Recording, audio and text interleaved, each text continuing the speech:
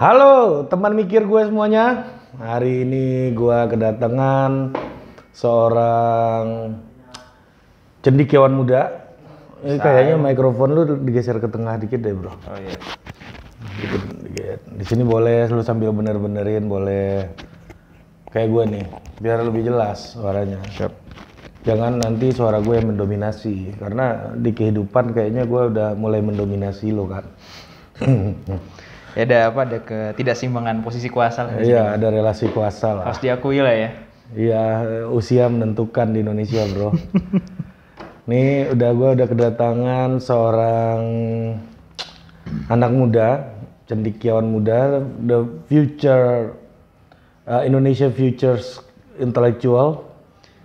Udah menurut gue sih Kayak gitu juga sih bang, gue cuma content writer bang.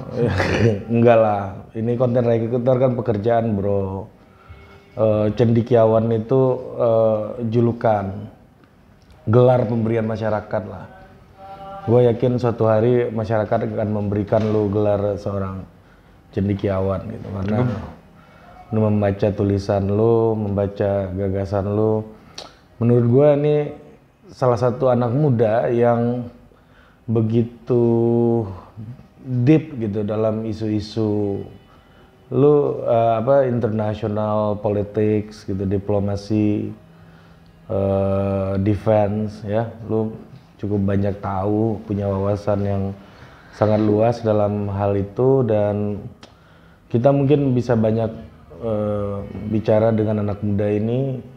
Ya, welcome di teman mikir Adrian Givari.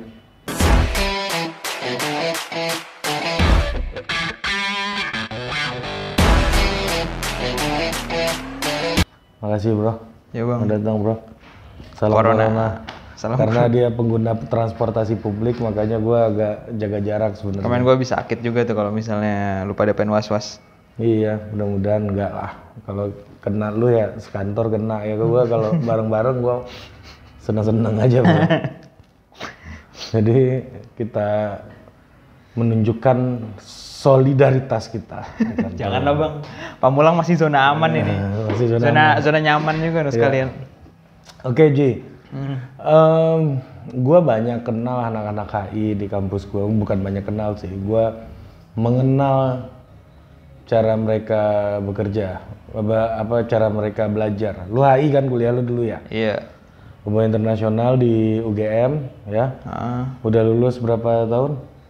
Enggak sih, belum setahun lah alhamdulillah. Belum setahun, tapi Kerjaan pertama gue. Lu udah melanglang buana ke sana sini gue lihat.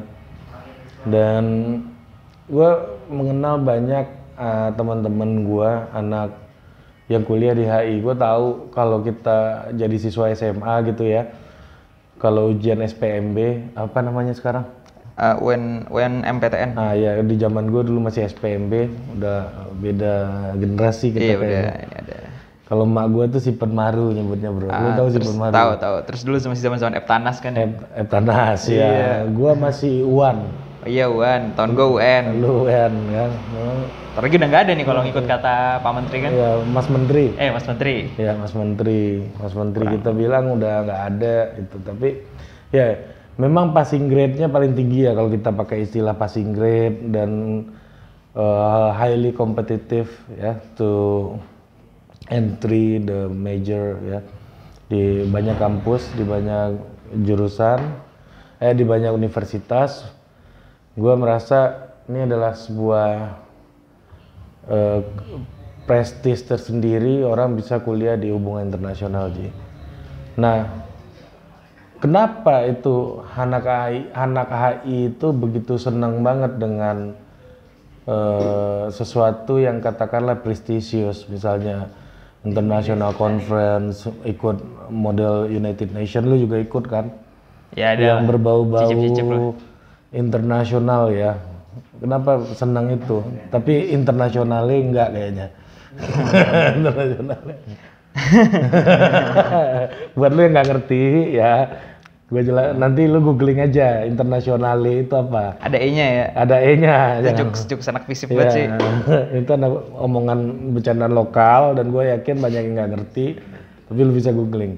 Oke, jadi tadi itu lu sebenarnya udah cukup ngejelasin soal apa itu makna menjadi anak HI. Karena tadi lu pakai kata kuncinya cukup tahu. Cukup Ya. tahu, cukup tahu kayak. Cukup mencoba menyelami lah gitu. Karena emang itu udah memaktubkan pengalaman jadi anak HI itu gimana? Cukup tahu. Karena taunya ya secukupnya itu aja.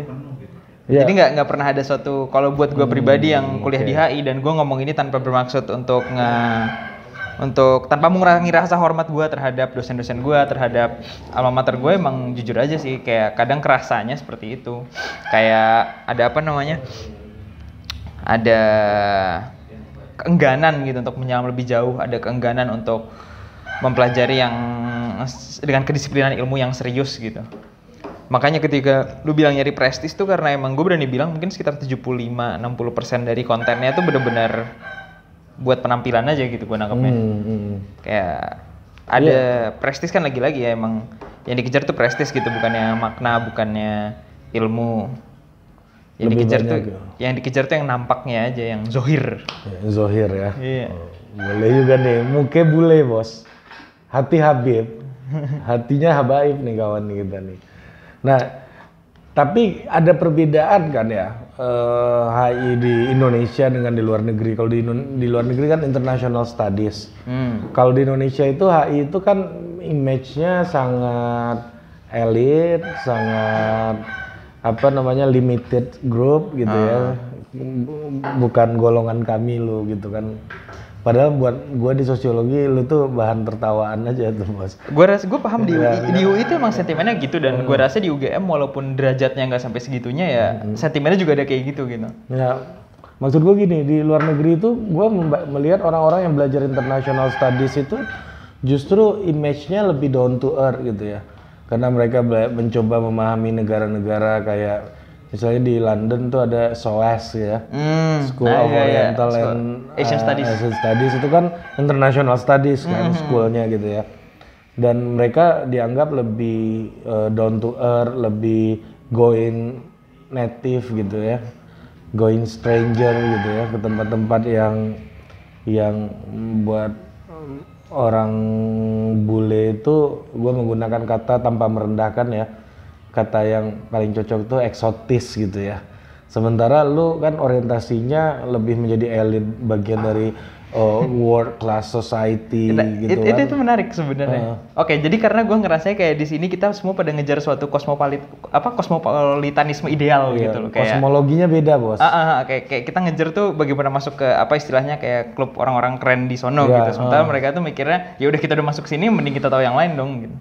Jadi emang beda angle ada ya? perbedaan nilainya aja gitu, karena kita berangkat dari mana dan mereka berangkat dari mana. Kita ngerasa masih harus untuk mencoba masuk ke klub itu gitu, klub orang-orang terhormat prestisius tadi, sementara mereka udah di sana gitu. Royal Club ini ya. Iya. Nah, apakah maksud gue gini, lu udah merasakan belum beda? Lu kan pernah kuliah di Irlandia juga kan? Ya, pertukaran pelajar doang. Ya pernah kuliah lah dong gitu kan. Memang lu pertukaran pelajar ke Irlandia? Tukeran dong. Buat nyimeng, enggak kan? Enggak kan? Pasti berbelajar dong. Belajar. Iya kan? Nah, ya maksudnya kerasa nggak orientasi yang berbeda itu membuat proses belajar, cara bergaulnya juga berbeda. Ini kaitannya nanti habis ini gue mau cerita nih pengalaman gue di UI dulu melihat anak HI ini, gue mau gue ceritain dulu nih. Ada nggak kultur yang menurut lu sangat berbeda gitu ya karena orientasinya juga beda nih gitu. Sebenarnya lagi-lagi nih, tanpa mengurangi rasa hormat buat alma mater saya, buat dosen-dosen saya, teman-teman saya, dan satu lagi ya tanpa merendahkan bidang ilmu yang selama ini saya tekuni, sama tentu aja tanpa maksud menampilkan diri. Lu terlalu Jogja, lu biasa aja bro. Kalau salah kita minta maaf udah. Tanpa bermaksud mengaku diri sebagai orang beda nih, karena kalau misalnya lu nyarinya anak HI stereotipikal, gue nggak ngerasa bagian dari itu. Iya, gue tahu. Gue susah gitu kalau misalnya lu nyarinya tuh kayak nakseng HI banget gitu, karena gue nggak ngomong kayak anak HI gitu, gue nggak ngomong kayak anak HI yang kayak, jadi kayak menurut gue ya which is kalau harus gitu, karena anak HI itu kayak gitu. Dan kalau misalnya nyadar dari tadi ya gue ngomong kayak gitu, orang pasti langsung ngira oh lu orang Bekasi, orang langsung tahu gue orang Bekasi karena gue ngomong kayak gini sehari-hari pun gue ngomong kayak gini. Cuman kalau secara paradigmatik ya Itu tadi sih gue rasa udah kejawab yang masalah gimana orientasi di sana beda sama di sini beda. Di sana tuh mereka lomba-lomba belajar bahasa-bahasa asingnya tuh bukan kayak Prancis, bukan Jerman gitu loh. Lomba belajar bahasa asingnya tuh yang aneh-aneh banget sumpah. Kayak Swahili gitu loh. Wakanda gitu ya. Jumbo gitu ya. Iya, gitu. Tapi sebenarnya kalau tadi lu bilang international studies sama international relations di luar tuh masih beda, Bang. Di luar itu ada international relation juga. Jadi IR sama yang studies tuh kayak versi regional studies transdisiplinernya ya kan? Gitu loh. Kayak developer studies kan multidisipliner, ekonominya dapat, dapat. Nah, international studies tuh dapat multidisipliner juga. Jadi dari segi budaya dapat, dari segi politik dapat gitu loh. Oke, itu dua barang yang berbeda ya, tapi mungkin satu school ya kali. Satu school, Oke, J.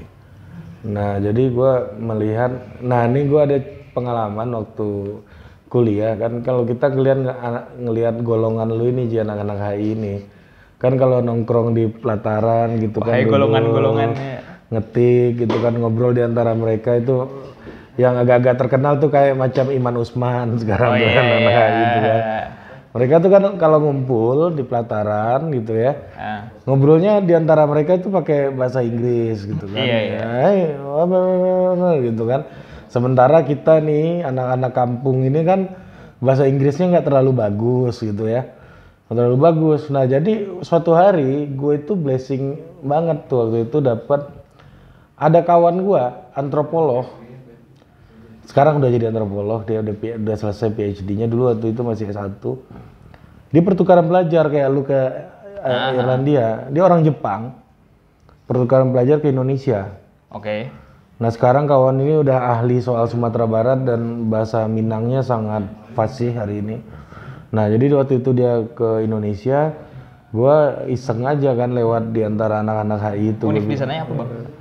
Tohoku Sendai, Tohoku University Sendai. Yang di utara itu dekat Fukushima itu. Yang kena tsunami kemarin itu ya. Nah jadi dia bilang gini ke gue, gue bilang gini ke dia, bro namanya Kay. Gini, gue mau ngerjain orang nih, biar ada shock terapi dikit. Kenapa? Gimana? Lu ngomong bahasa Jepang aja suka lu bro. Kita sambil jalan nih, kata gue. Ngomong apa aja lu, hina-hina gue terserah lu, kata gue kan. Lu ngomong terserah aja. Terus lewat situ nanti gue jawabnya hai aja. Iya. Gue lewat tuh di antara rombongan anak HI itu pada ngeliatin gue semua bos. Kawan ini ngomong Jepangnya cepet banget. Kayak inilah, kayak apa namanya, semacam Nobita gitu dia ngomong. Oke, gue nggak pernah dengar Doraemon yang dub Jepang jadi gue nggak tahu Nobita ngomongnya gimana ya. Gue lewat situ, pada ngeliatin gue semua. Itu ngeliatin karena pada dia ngomong apa atau karena ngerasa kalau lu gua keren aja gua rasa karena gua bisa bahasa Jepang iya.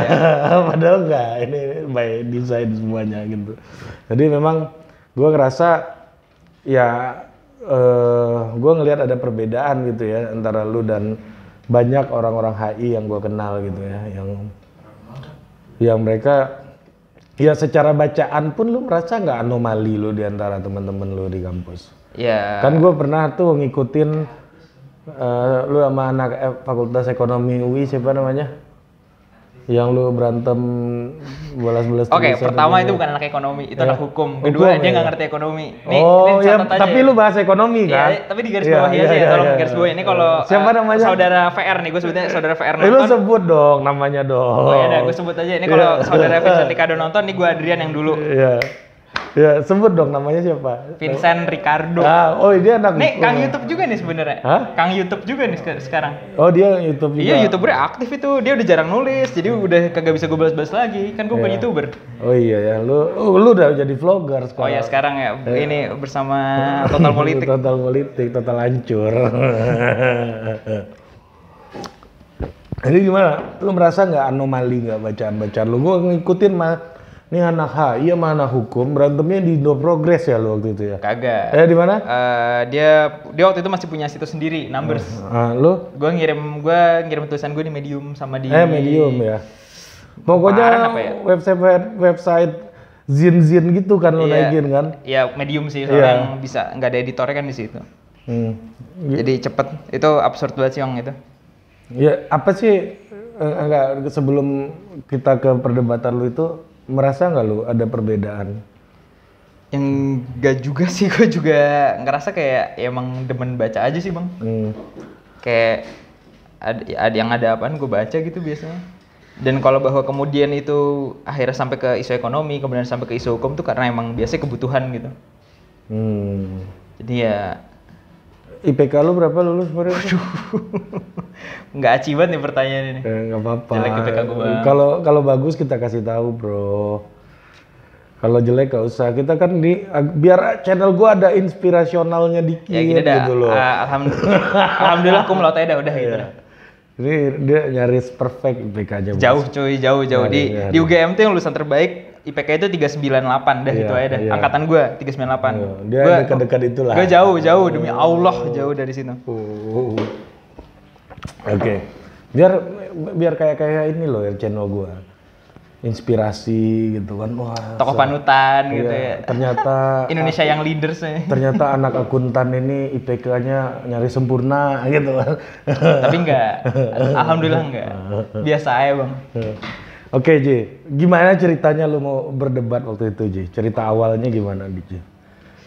Nanti lu kasih tahu aja teman mingkir kita ini referensi websitenya, lu cek tulisan yang awal di website ini, tanggal segini, judulnya ini, googling ini atau apalah. Jadi gini, lu pada masih inget nggak pas zaman apa tuh namanya? Pilpres kan ini? Kagak. Sebelum itu jauh, waktu itu masih ini zaman 2 Mei Hari Pendidikan Nasional. Pas satu Indonesia demo soal pengen pendidikan gratis dan seterusnya. Oke, Bernie ya. Jadi di antara suara-suara yang mendukung pendidikan gratis ini ada satu kritis sih, ada satu orang yang kritik gitu, dan gua rasa emang harus ditepuk tangani lah kritisismenya itu, karena di saat semua mahasiswa tuh ngira bahwa pendidikan bisa digratisin, nih ada yang bilang nih enggak, harusnya digratisin. Siapa lu yang bilang? Enggak, bukan gua. Justru sahabat saya ini nih, Kamerat Vincent Ricardo ini. Ya udah, itu benar-benar tulisan pertama yang muncul. Ini salah pendidikan gratis, kalau nggak salah ya, gue harus ngecek HP nih kalau misalnya ngecek tulisan dia, soalnya udah banyak yang di-delete. Dia bilang ya soal sebenarnya pendidikan gratis itu nggak perlu karena dari return of investment-nya berbeda dan seterusnya gitu. Waktu itu gue belum terlalu paham ekonomi, cuman di titik itu gue ngerasa kayak, ini orang ngomong apaan gitu. Kenapa tiba-tiba dari duit jadi perputaran uang gitu? Apa karena ngebahas soal net present value-nya pendidikan tuh lebih rendah daripada discount rate di masa depan dan seterusnya. Itu yang benar-benar bikin gue apa istilahnya, terpelatuk gitu. Cuman kan orang biasanya kan pada di Facebook kan pada nge-share, wah apa nih maksudnya. Akhirnya gue bikin tulisan balasan. Lu balas pakai tulisan. Nih maksud gue ini. Gue bilang ini harus kita sampaikan ke publik bahwa kultur berdebat tuh harusnya gitu, tulisan balas tulisan, Bos. Iya kan? Kalau cuma ngoceh-ngoceh, goblok lu, Om udah makan, Om itu kan ngapain gitu loh. Sakit pantat Mas ya. Ngapain gitu loh. Maksud gua cendekiawan tuh about culture gitu, dan lu memulai culture itu, dan gua mengenal lu, tahu nama lu dari perdebatan lu itu. Itu kapan, Bang? Lu pertama kali lihat nama gua? Ya, gua tahu lu lah, dapat laporan lah gua. Waduh. Serem nih tangkap layar sama Intel nih. Iya, kan kita Intel semua negara, Bro. Yo man. Terus gimana lu balas? Pakai anonim? Enggak anonim lah. Pakai nama tulis lu nama kan? dong. Iya. Apa sih pokoknya? Siapa nama lu? Givari Cahyono. Givaryadi. Givaryadi nih, ini garis bawahi Givaryadi untuk kedepannya, dan untuk kedepannya Givaryadi. Gue tuh berambisi banget bikin nama dia Givaryadi Cahyono gitu. Karena tampang bule namanya Cahyono kan gokil, Bro. Ya bang, bokap gue di Kediri bang. Iya bener kan, Cahyono nama ya, bokapnya. Bang, tapi ngulang kayak kejadian SD lagi bang. Ya cuman intinya kayak gitu sih, kayak akhirnya bahasannya ya gue pada dasarnya sih gue bilang ya poin lu bagus tapi lu nggak ngerti apa-apa gitu. intinya tapi kan untuk sampai ke titik itu kan kita harus ada elaborasi dong. Argumen, kan nggak boleh gue langsung bilang kayak lu titik gitu kan nggak boleh. Iya. Jadi ya gue bilangnya lumayan banyak sih pas itu. Ngomong pokoknya sampai tahap dimana saking serunya dan saking mesranya berbalas ini sampai kalau nggak salah seingat gue ya, akhirnya gue nelurin sekitar 5 atau 4 tulisan, dia bikin 4. Jadi Pokoknya judul tulisan terakhirnya gue inget karena itu nggak dibales. Dan judulnya itu kurang lebih balasan terhadap balasan terhadap balasan terhadap balasan Vincent Ricardo terhadap saya. 5 tuh Balasan terhadap balasan. Iya ya bener. Itu judulnya kayak gitu. Lu udah nggak bisa bakal baca lagi tulisannya si Vincent sekarang. Karena udah Kayak dihapus. Udah situsnya udah down, udah dan OA-nya sih udah rebranding. Pokoknya pakai nama dia gitu lah sekarang. Oke. Jadi udah nggak ada lagi numbers.id sayangnya. Kalau tulisan lu masih bisa dilihat? Masih ada. Ntar kalau misalnya lu butuh ini tulisannya Vincent waktu itu sempet gue save kok. Lumayan buat. Lu ini juga loh, psikopat juga loh.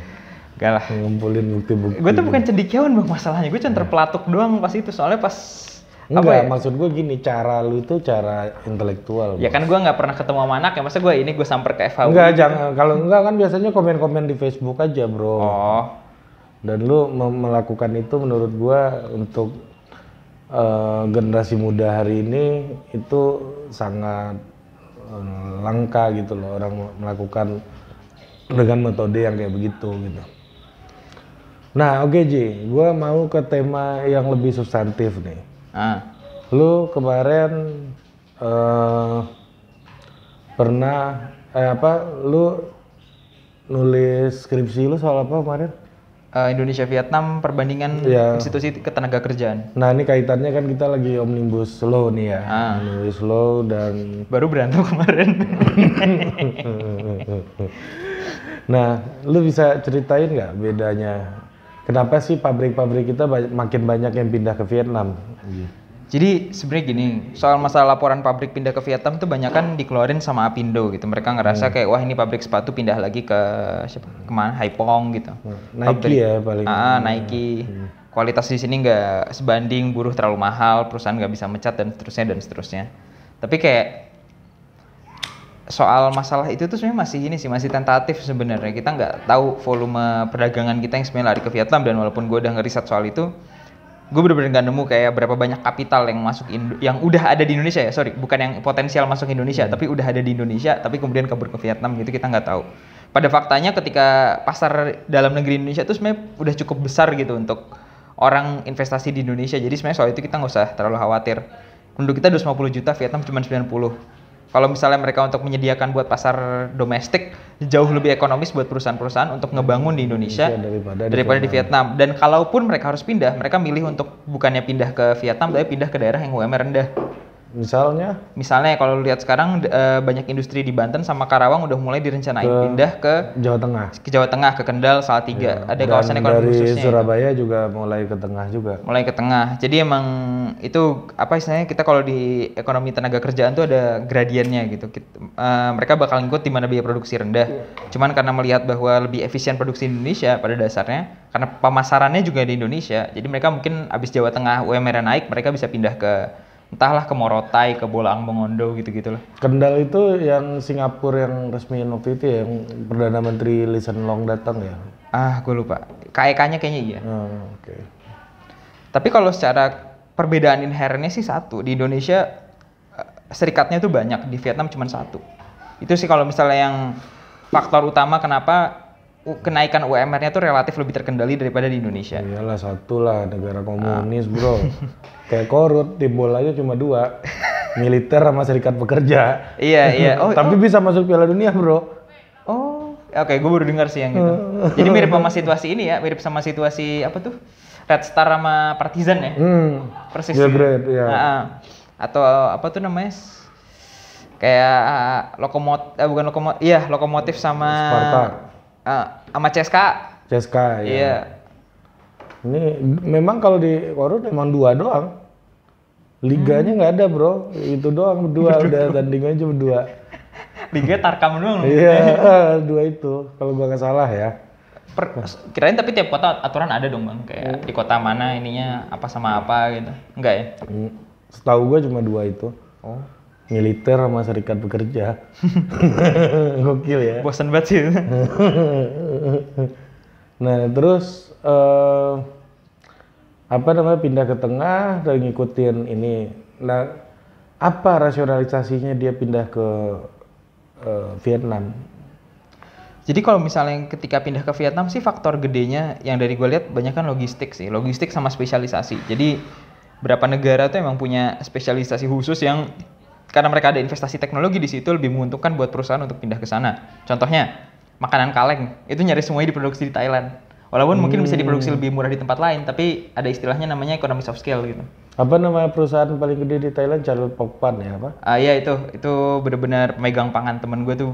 Ntar kalau lu ngundang temen gue bisa banyak bahas soal itu. Oh, ada temen lu yang studi itu? Enggak, emang dia Kang Tani. Gue kenal pemiliknya. Oh, Serius. masuk nggak sih? Masih saudaraan namanya yang punya Wings di Wings. Charun Pokpan sini atau Charun Pokpan? Yang dunia, yang headquarter. Itu saudaraan kan pendirinya? Iya saudaraan. Jadi satu, misalnya kalau nggak salah dia berempat, satu pegang Thailand, satu pegang Indonesia, satu gitu, pegang iya. gitu. Nah jadi dia itu nikah sama apa berbesan-besanan lah sama yang punya Wings Group. Wings Food itu ya? Ya Wings Food. Oh. Nah, di Indonesia itu proksinya. Itu dari hulu sampai hilir tuh? Iya. Gue kenal sama yang punya. Dari pembenihan sampai pupuk sampai distribusi kan kayak gitu. Grup terbesar di Thailand ya, hari ini.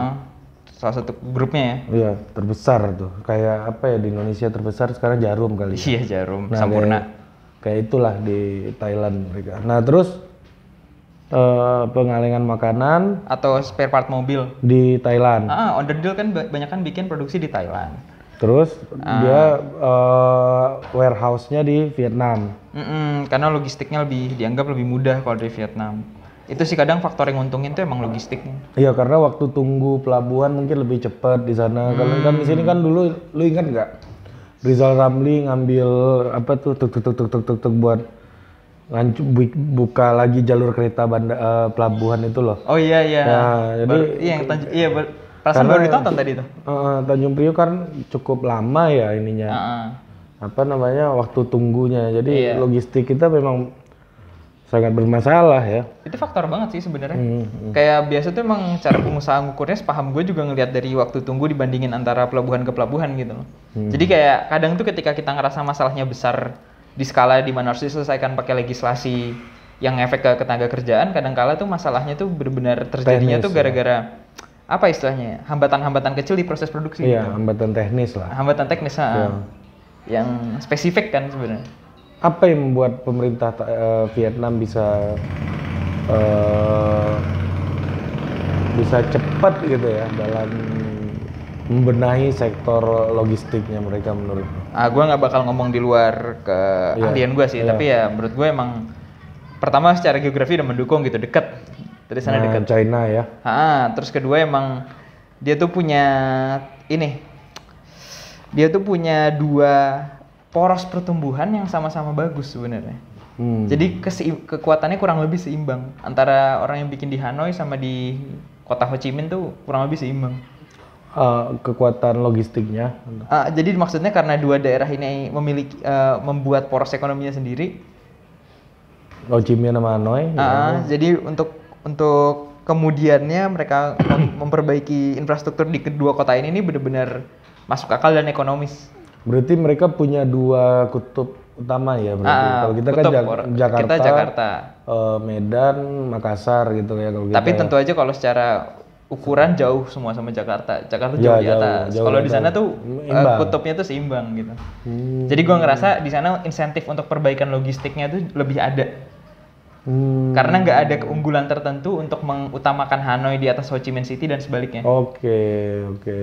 Lu masuk Hanoi apa masuk Ho Chi Minh ya mirip-mirip aja sebenarnya. Mirip-mirip aja. Tentunya mungkin ada. Kalau lagi penuh di Hanoi ya lalu ke Ho Chi Minh aja. Iya gitu. Biar cepet gitu. Sepenangkap gue ya. Berarti mereka mampu ya untuk membangun dua pintu utama itu ya. Dua pintu ya. Sama tentunya Haiphong sih. Haiphong sebagai salah satu kawasan industrinya. Sama Vietnam tuh punya kebijakan khusus di mana mereka emang daerah yang digunakan sebagai kawasan ekonomi khususnya tuh lumayan ekstensif sebenarnya dibanding Indonesia. Indonesia kita ada titik KEK kan emang untuk menstimulir datang investasi gitu. Di Vietnam tuh udah dianggap sebagai bagian dari struktur legal nih. Jadi emang ada daerah di mana hukumnya hukum-hukum ketenaga kerjaan yang normal nggak berlaku di situ. Oh gitu, ada yang kayak gitu. Haiphong tuh kayak gitu. Apa misalnya? Ya terutama sih terkait soal kebijakan pesangonnya gitu-gitu. Jadi emang pada dasarnya di KEK ini biaya produksinya ditekan. Orang apa namanya ya seperti yang pernah kita diskusin sebelumnya juga, lu sama gua sempat kita bukan beda pendapat sih, gua mulai namanya men-challenge gitu pandangan lu waktu itu kan, bahwa menurut gua nih hukum ketenaga kerjaan kita, hukum working labor kita ya, labor law kita itu sangat industrial bias kata gua. Jadi ukuran kita kayak pesangon, terus jam kerja, UMR, semuanya itu kan ukuran-ukuran yang dibuat oleh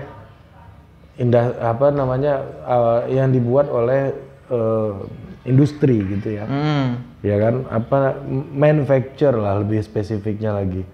Bias manufacture. Jadi semuanya itu ukuran manufacture yang kita coba untuk kita coba untuk terapkan di berbagai macam sektor lainnya. Iya. Nah itu kan yang gue pernah bilang ke lu gitu waktu itu kan. Nah terkait dengan Vietnam ini lu ngelihatnya gimana itu? Di dua daerah khusus ekonominya, mereka ukurannya sangat sama nggak modelnya kayak kita gitu? Oke, jadi sangat manufacture bias manufacture juga atau gimana menurut ini lo? hasil riset gue kalau misalnya untuk skripsi ya. Pertama-tama dan menurut gue yang paling penting, di Vietnam nggak ada yang namanya otonomi daerah. Oke. Itu tolong digarisbawahi karena itu inti dari argumennya itu kurang lebih itu. Iya, kita UMR istilahnya UMK ya.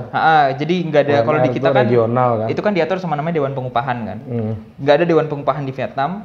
Semua diatur via dekret partai jatuhnya. Negara pegang full serikat pekerja.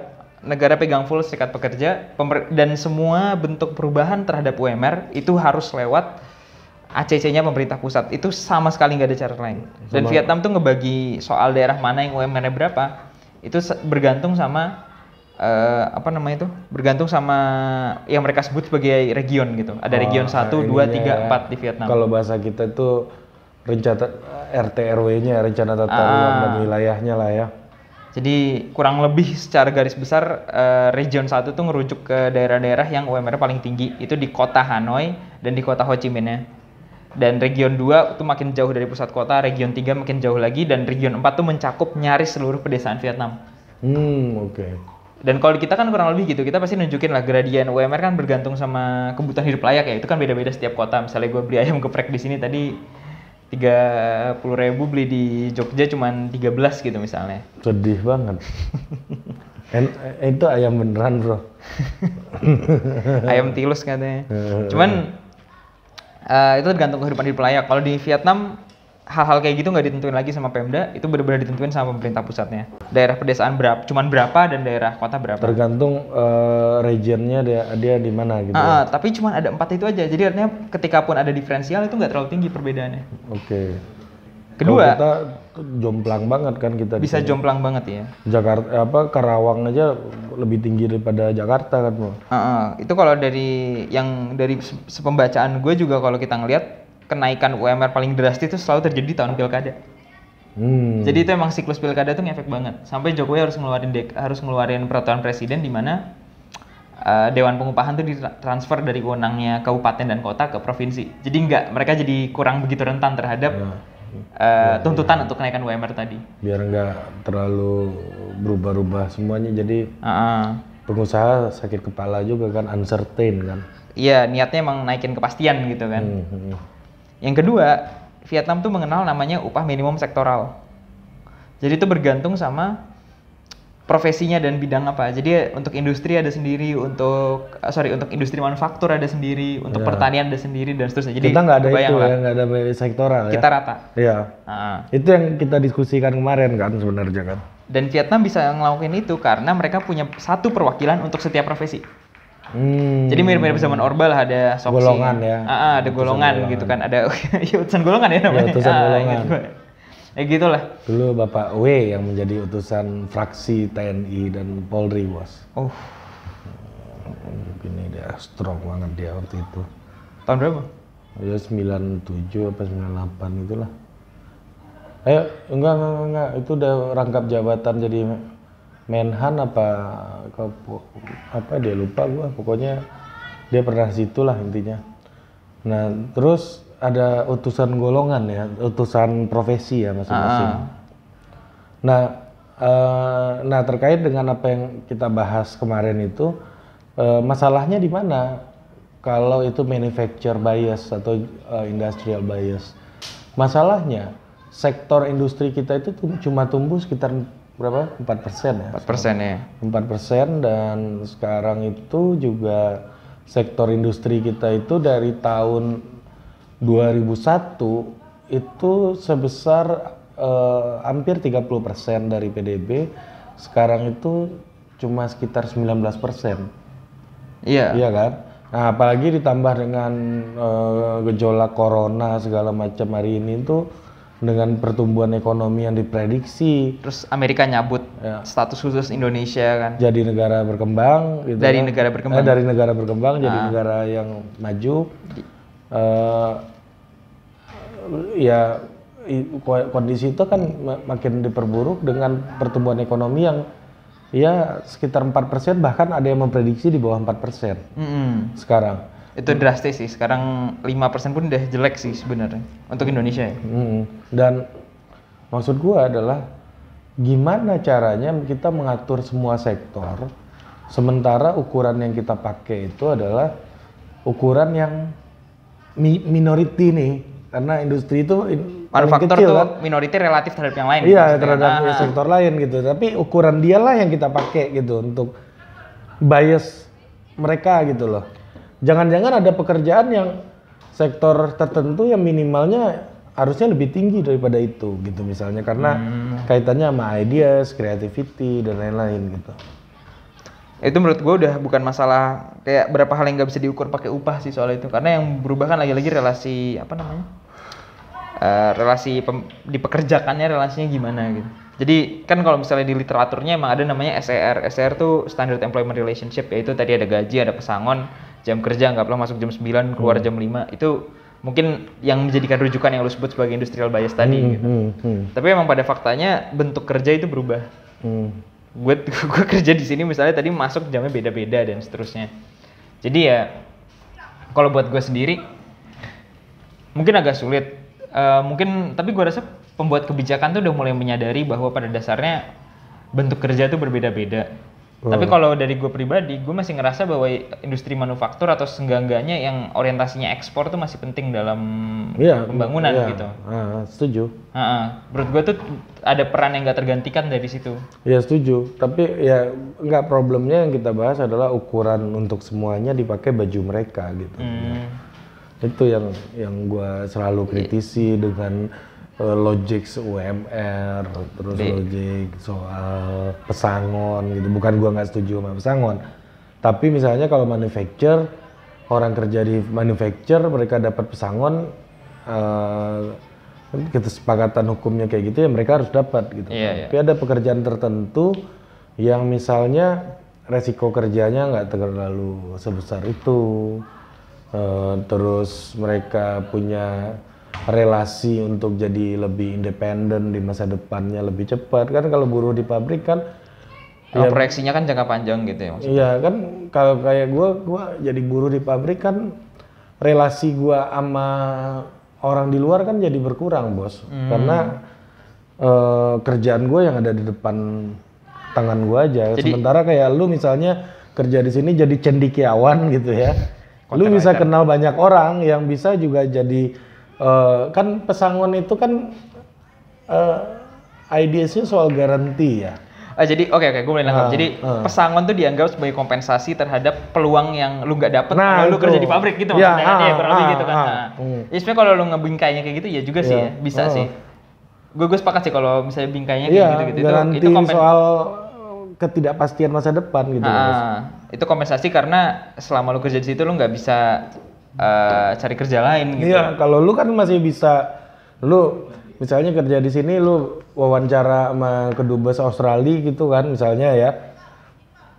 Ada opportunity lain yang bisa lu dapat di situ, lu bisa ada pikiran untuk sekolah, nyambung untuk dapat scholarship segala macam gitu dari pekerjaan yang lu punya gitu misalnya.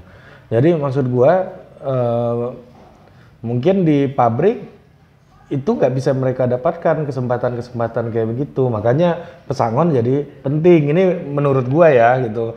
Pandangan gua etiknya kayak begitu gitu loh. Menurut gue tuh emang di sini lebih ke masalahnya antara apa ya, pemahaman masyarakat akan mobilitas sih. Kayak soal mobilitas kerja, mobilitas geografis gitu kayak.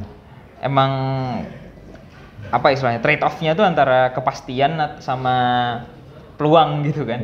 Kayak semua orang tuh pengen dapat peluang gede tapi juga pengen kepastian. Tapi padahal pada fakta kita tahu nih kurang lebih relasinya tuh berkebalikan gitu. Nggak bisa dapat, bos. Ya itu. Dan gua rasa emang masalah kenapa regulasi-regulasi itu penting karena nggak semua orang siap untuk ngambil hidup dengan banyak peluang gitu. Iya. Karena emang ada juga yang nyari kepastian dan menurut gua hal itu tetap harus diwadahi. Iya, gua bukan nggak setuju ada pesangon, maksud gua harus tetap ada sektor manufacture oke lah gitu, tapi sektor lain ya nanti pengusaha minta pesangon juga sama negara gimana lo? Oke, itu enggak sih, Iya, itu jauh. Cuman secara garis besar ya gilanya kayak gitu, bos. Secara garis besar kalau misalnya ini kita kita telurkan menjadi suatu dalam bentuk yang lain bisa aja kayak dapat bantuan likuidasi gitu. Ya itu. Iya kan maksud gua gitu. Maksudnya gitu. Suntikan ini yang kasusnya banyak yang nggak selesai sampai hari ini gitu kan. Kabur ke mana? Iya. Gitu kan. Tapi menurut gua artinya benar sih. Mungkin emang yang dicari di sini yang perlu kita telurkan adalah jenis kebijakan sektoral gitu ya. Iya, kebijakan yang sangat sektoral. Jadi apa istilahnya? Micro targeting lah. Itu istilahnya anak Jepal buat itu. Ya. Anak Jepal. Jepal apa tuh? Yang lembaga riset yang ngantornya di ekonomi UI Salemba. Oh iya. Micro targeting. Iya sih, gue rasa bisa sih, kita bisa memahami begitu. Kayak kalau misalnya kita balik ke sejenis etatisme negara harus bilang A, B, C, D dan ada suatu seragam, menurut gue emang makin gak sesuai aja sama realita kerja sekarang. Anda tidak merokok? Enggak, ntar aja. Enggak lah. Iya. Anda jaim depan kamera ya? Oh, jangan gitu dong. Enggak. Dia nggak ngerokok. Oke. Terus G. Ini lu sebenarnya siapa sih filsuf atau pemikir yang sebenarnya yang beri influence terhadap cara pandang lu gitu? Ya terutama yang hari-hari ini yang lu suka baca lah gitu. Ini kan maksud gua agak sophisticated juga cara lu berpikir gitu. Usia lu berapa sih sekarang? Gua 22. Nah, 22. Gua 22 dulu masih wawancara orang pakai kuesioner ke rumah-rumah, bos. Oh ini enumerator ya? Survei. Lo enumerator ya? Iya. Gue juga banyak kan apply kerjaan enumerator deh sebelum ini. Memulai karir dari baris terdepan gua. Lu semester berapa tuh? Tahun ketiga gua kuliah juga itu zaman-zaman pemilu kan itu. Banyak minta enumerator juga, saksi apa. Riset ini apa? Iklim investasi kan. Nah, itu di Total Politik mau gua bahas dengan seorang bintang tamu gua nanti soal industri politik.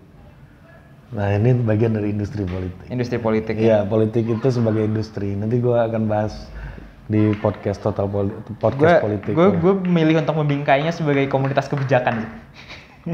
Industri, bro. Industri ini ya, bukan ini, komunitas lagi. Bukan, ini ada apa namanya the capital flow-nya gede, bos.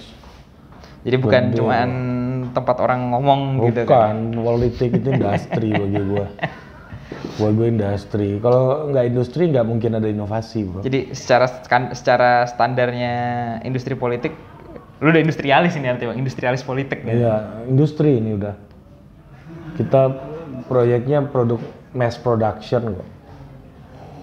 Nah, balik lagi Ji, siapa pemikir yang menurut lu punya daya tarik gitu, yang jadi bacaan lu juga? Nah gini deh, gue ganti pertanyaannya. Gue itu waktu kuliah banyak juga tuh isu-isu yang lebih empirik kayak lu omongin tadi itu. Banyak kawan-kawan gue di sosiologi UI itu, dan termasuk kerjaan gue dulu juga gue banyak di studi-studi yang sifatnya lebih empirik, misalnya kayak development, terus community empowerment. Nah, Ruli cerita ada kawan kita Ruli anak UGM juga. Jadi dia cerita bahwa di kampusnya sekarang ada mata kuliah social entrepreneur katanya. Social entrepreneurship. Yang ngajar tuh staff sus milenialnya Bapak Presiden kan. Dan kebetulan sekneknya kan mantan dosen Anda kan. Ya. Nah, jadi dia bilang sekarang ada mata kuliah ini. Gue bilang itu udah mata kuliah yang sudah ada dari tahun 2009 di jurusan gue. Di UI nih? Iya, di sosiologi UI. Oke, jadi implikasi UI udah lebih maju nih. Iya, maksud gue mau bilang 11 tahun yang lalu udah ada mata kuliah itu, bro. Siap. Yang mengurusi waktu itu lu mungkin pernah dengar Pak Imam Prasojo, sosiolog. Oke. Ya, rambut putih gitu kan. Cukup terkenal lah beliau. Nah, jadi banyak mata kuliah yang bukan teknis, empiris gitu ya. Yang model social policy, terus social entrepreneurship, demografi, terus community development, apalagi ya yang agak-agak empiris di jurusan gue ya. Sosiologi keluarga. Oh iya. Nah, ya agak-agak empirik gitu ya. Yang mikro gitu misalnya. Nah, di saat situasinya banyak orang tertarik dan banyak teman-teman gua masuk ke situ. Iya. Dan kalau gua masuk ke situ juga, dan gua berpikir mungkin gua nggak akan jadi beda nih gitu. Ya kan? Gua nggak akan jadi beda di antara teman-teman gua yang lain. Akhirnya gua belajar sendiri Marxisme, bos. Gua belajar sendiri soal Islamic filosofi, filsafat. Waktu itu zaman itu gue seneng banget baca Heidegger, terus Jean-Paul Sartre. Hampir semua orang lagi bahas Foucault, Derrida, segala macam tuh dekonstruksi ketika itu gue kuliah gitu ya. Yang ada kecanggihan teoretik gitu. Iya, yang kecanggihan teoretik, ada kemewahan refleksi gitu ya. Siap. Kan yang empirik ini kurang ada kemewahan reflektif. Karena mereka lebih banyak ngelihat case by case yang kecil-kecil gitu. Kesannya kayak menceritakan apa yang udah ada. Iya, gitu ya. Bukan berarti itu buruk, bukan. Bukan berarti itu buruk, tapi jenisnya itu. Jadi karena banyak teman gue yang di situ, akhirnya gue ngambil yang cara lain. Gue nangkep itu lo orang yang bakal terus-menerus nanya mengapa terus gitu ya artinya. Iya, di kelas kan tipikal gue, lu baca yang itu. Kayaknya lu nggak jelasin tuh, kayaknya pemikiran dia udah berubah tuh sekarang tuh. Baca bukunya yang terbaru ini. Gue punya tuh, kata gue kan. Jadi sampai dosen fotokopi buku gue waktu itu. Itu goks banget sih. Iya. Goks parah. Waktu gue kuliah. Tapi gue nangkep sih, jadi kayak dari temuan terus lu pasti nanya kenapa bisa gitu dan seterusnya. Iya, sangat filosofikal. Gitu. Paham. Nah, lu ada nggak sih menemukan momen kayak gitu di jurusan lu yang tadi pembahasan lu kan sangat empirik gitu ya, sangat program policy program gitu ya. Nah, yang lebih filosofikal gitu pasti lu punya dong, karena gua membaca tulisan lu juga cukup tajam secara teoritik gitu. Nah, gimana lu ada nggak merasakan momen-momen kayak gitu? Sebenarnya kalau buat gue pribadi itu momen-momen kayak gitu datangnya tuh super spesifik juga. Kayak misalnya kayak apa yang baru gue baca tuh tau-tau memberikan suatu kejernihan gitu. Ya. Kayak kejernihan antara apa yang gue udah tahu tapi bentuknya masih acak-adul, terus kemudian setelah gue baca itu ini. Lebih gitu. Jadi kalau misalnya lu bilang ada nggak filosof-filosof yang bikin lu ngerasa gitu, penulis-penulis yang bikin lu ngerasa gitu, itu gue ngerasa di hal kayak gitu. Orang-orang yang menyediakan kejernihan saat gue lagi. Siapa misalnya bingung. Waktu lu mengalami, bagi gue kan intelektual itu sebuah journey, sebuah perjalanan buat gue. Ketika lu ketika lu menghadapi hal-hal yang empirik kayak begitu, tapi kok kering ya bahasanya kan kayak gitu kan, terlalu rigid gitu ya. Gue mau masuk ke tema lain nih gitu. So kalau yang membangkitkan kehausan gue sih, ini pertama jujur aja ya, gue awal-awal baca sih banyak kan filosofi Islam gitu. Dan itu kalau misalnya lu pernah denger Syekh Ismail Raji Al-Faruqi, Iya. itu yang benar-benar bikin gua klik tuh pertama tuh dia gitu yang memberikan penjelasan paling unik juga loh masuk ke filsafat Islam, gimana ceritanya tuh bro? Gue baca aja itu kalau buku-bukunya Triple IT International Institute of Islamic Thought tuh bagus-bagus. Jadi itu bukunya khas deh pokoknya. Sekarang tuh udah banyak buku-buku tua itu biasanya. Gue kebutuhan banget sama buku lawak itu, gue langsung beli. Dan itu bener-bener apa ya? Tanpa bermaksud berlebih-lebihan ya, agak mengubah hidup gue gitu. Itu bukunya Syekh Ismail Raji Al-Faruqi judulnya Tauhid dan implikasinya terhadap kehidupan. Nah gimana? Apa yang lo lihat waktu itu? Panjang. Gue juga kadang kalau misalnya ini susah deh, tapi kayak ada bagian spesifik ketika dia ngebahas soal Asmaul Husna gitu misalnya. Dan penjelasan dia tuh yang paling memuaskan dari yang pernah gue temukan dari sebelum-sebelumnya gitu. Soal apakah, ini lagi mohon maaf tanpa bermaksud ini ya, terlalu jauh. Tapi emang kayak soal Asmaul Husna gitu, apakah relasinya dengan ketauhidan dan seterusnya itu gimana. Itu sih momen-momen yang memberikan kejernihannya buat gue di situ. Atau misalnya implikasi dari Tuhan yang Esa itu apa aja. Lu masuknya ke teologi malah ya bro? Filsafat Islam tapi bukunya. Iya. Dan saya udah lama meninggal itu. Enggak, kalau gua sih waktu kuliah masih deket bro. Misalnya kayak di kampus orang bahas soal teori sosiologi. Misalnya kayak orang bahas soal teorinya katakanlah Karl Marx gitu misalnya. Ya, gue masih baca misalnya yang di kampus itu dan di beberapa mata kuliah membahas pemikirannya Marx gitu ya. Misalnya gue pelajari secara lebih mendalam mazhab Frankfurt gitu misalnya. Oh iya, Habermas dan kawan-kawan. Iya. Lukács juga kan. Lukács pra itu tapi aku juga gue sempat baca Lukács juga itu. Nah, dan poin gue bro, di tengah pencarian intelektual itu, ya gue masih belum nggak sejauh lu gitu dari studi hubungan internasional tiba-tiba ke teologi gitu ya. Malah gue waktu skripsi gue banyak bahas soal filsafat Islam karena gue dulu bahas biografi seorang tokoh Islam di Indonesia ya. Jadi gue menulis jadi intinya itu gue nulis skripsi dulu.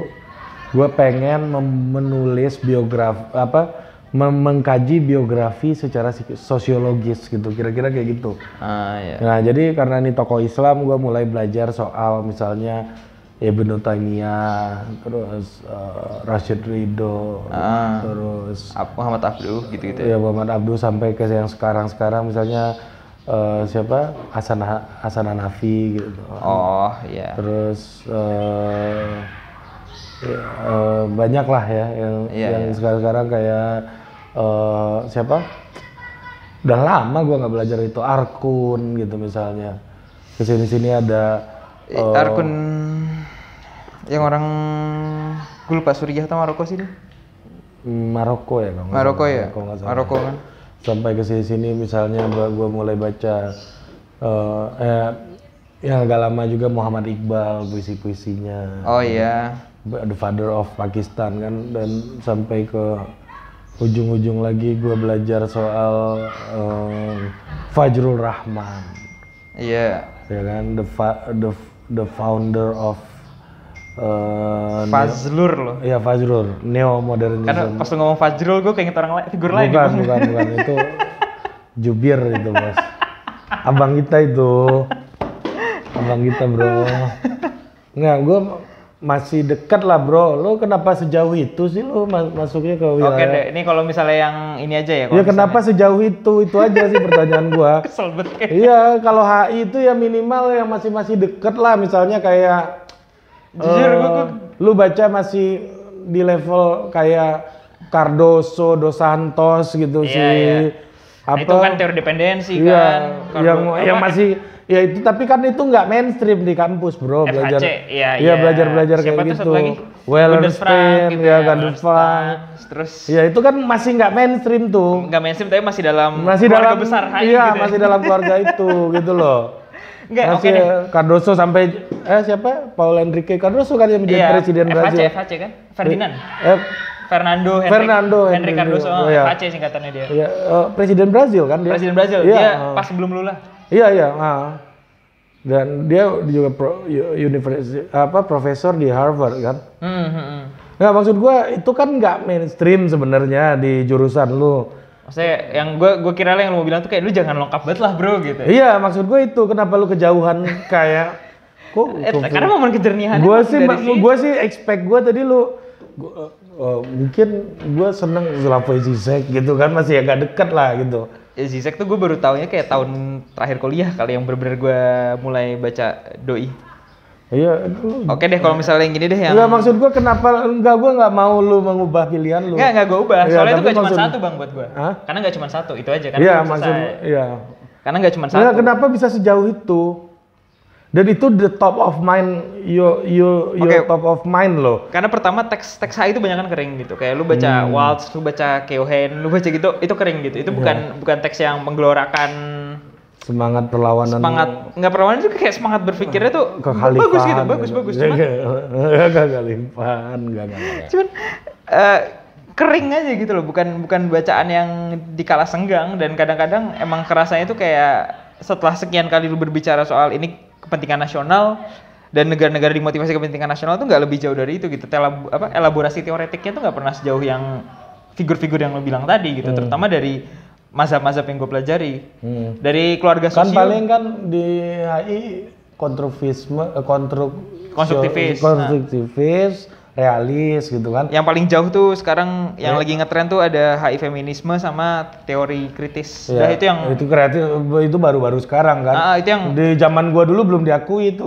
Itu yang inilah mazhab HI yang paling otak galaksi lah istilahnya. Iya, sama kayak misalnya kayak dependensi, award system teori Wallerstein segala macam itu juga belum terlalu menjadi core discussion kan di tempat lu waktu itu kan. Sekarang S2 tahu gue udah masuk. Iya sekarang, enggak waktu kalau gua dulu mah enggak dianggap gitu sih. Enggak, maksud gua itu kan masih dekat gitu ya. Lu loncatan lu luar biasa sih gua. Ya karena itu sih gue ngerasa kering aja. Kalau BTW satu lagi, kalau misalnya ini ada yang dengerin anak HI, lewat aja bro. Dan boleh aja di sini bebas. Di sini ada yang dengerin mungkin anak HI terus pengen tahu itu kayak videografernya pejabat yang enggak. Anak HI bebas. Ya misalnya kalau misalnya di sini lu pada ada yang anak HI terus kemudian pengen baca suatu hal yang lebih historis dalam HI, lu cari paper DMS kita deh. DE spasi MES QUITA. Itu bakal cuman itu aja sih, karena menurut gue emang agak kering aja kadang-kadang. Bener-bener nggak ada elaborasi teoretik yang gue cari gitu kan. Misalnya contoh neorealisme kan muncul neorealisme, oh ternyata tuh perilaku realis negara-negara dipengaruhi oleh institusi gitu, terus abis itu gimana, abis itu mau kemana gitu kan. Itu karena mencari abis itu mau kemana dan ketidakpuasan itu ya karena gini bang, karena buat gue ilmu sosial tuh pada dasarnya dia tuh meneliti satu hal pada dasarnya, penelitian akan perilaku. Yang beda tuh cuma skala perilakunya aja. Jadi ukuran aktornya sama lingkupnya. Contoh, anak-anak sosiologi mempelajari perilaku masyarakat kan. Anak-anak psikologi mempelajari perilaku individu gitu. Nah gue cuma mempelajari perilaku negara. Negara dunia cuma 164. Nggak banyak gitu loh, bahasanya cepet habis. Masyarakat berapa? Iya, tapi udah habis juga di sosio. Udah habis nih? Udah bergeser sekarang. Sekarang tuh mulai orang bukan senang sih, mulai masuk studi misalnya.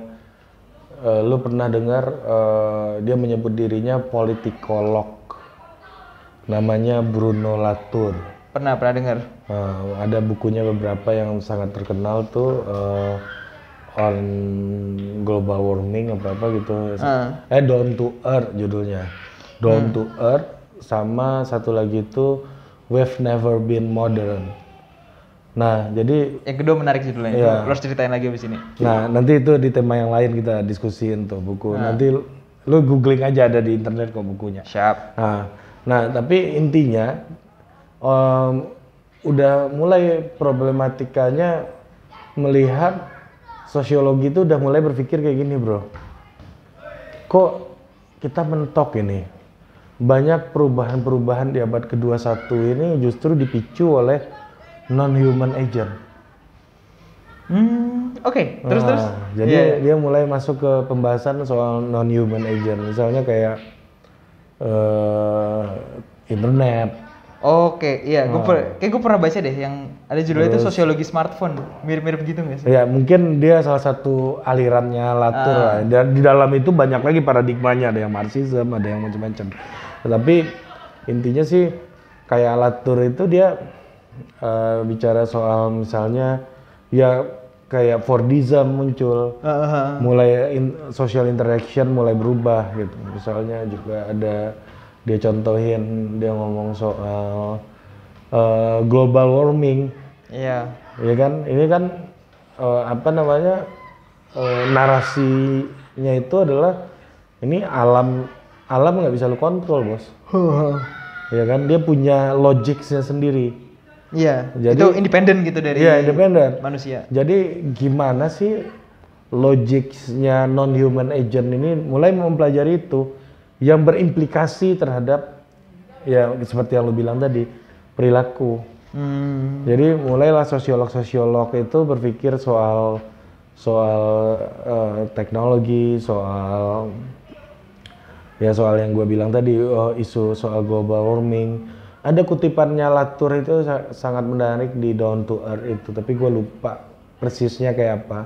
Tapi intinya dia bilang bahwa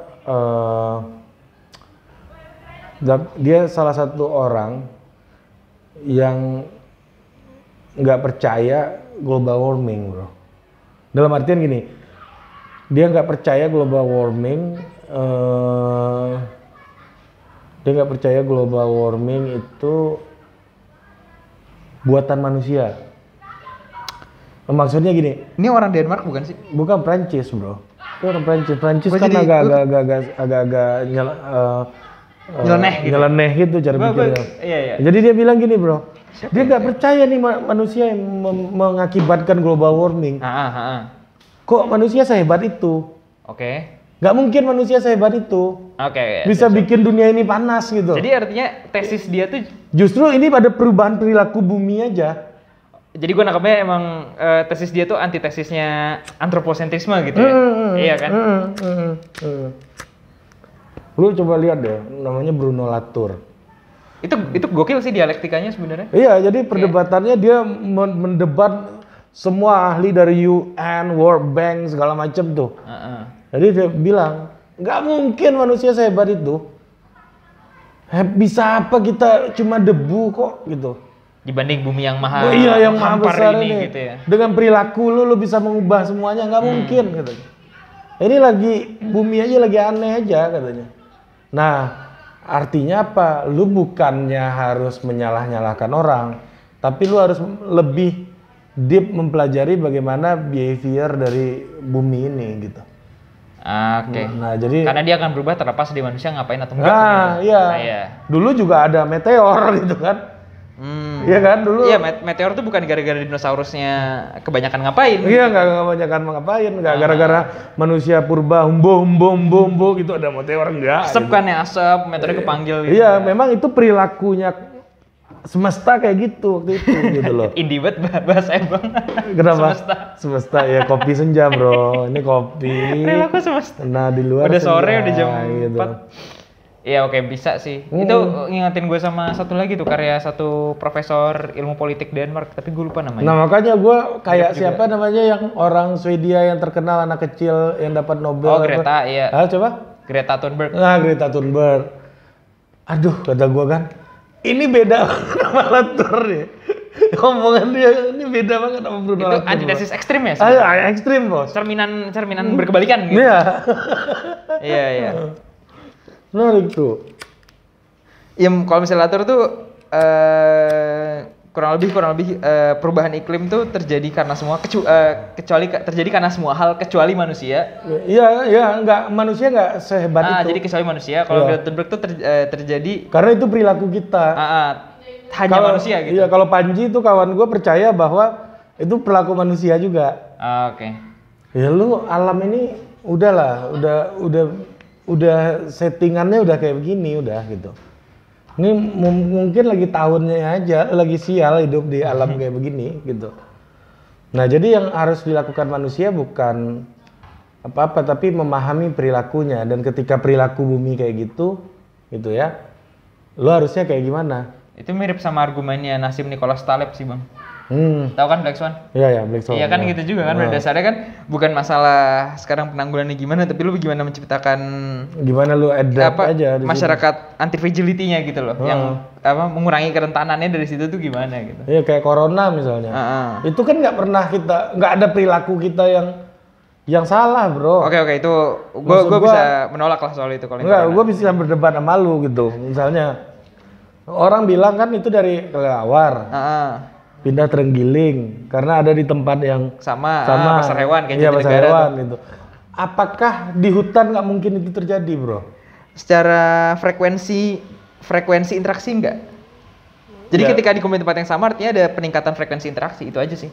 Iya, frekuensi interaksi, tapi mungkin kan? Mungkin, tapi tapi lagi-lagi ini bicara probabilitas gitu loh bang. Tapi yang probabilitasnya lebih gede di pasar hewan. Jadi argumen gue adalah manusia membuat probabilitas itu lebih tinggi, itu aja sih.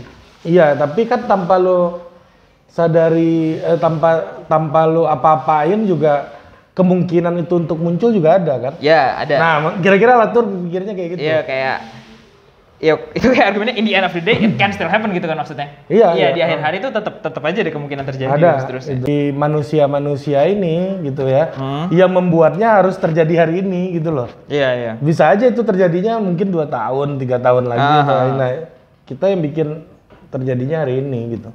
Mereka bekerja untuk mengubah kita hari ini sehingga tersebarlah ketakutan massal sampai gua minta maaf sama lu Ji untuk mencurigai lu sudah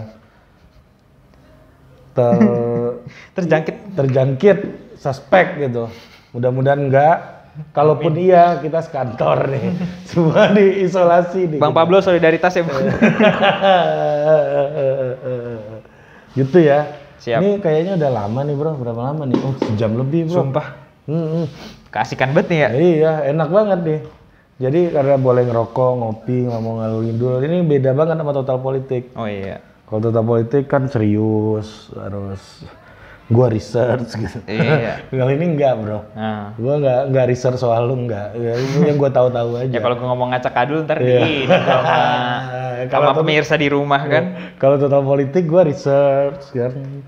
Panji Pragiwaksono, kuliahnya berapa tahun gitu kan. Ini bener gak nih orang gitu.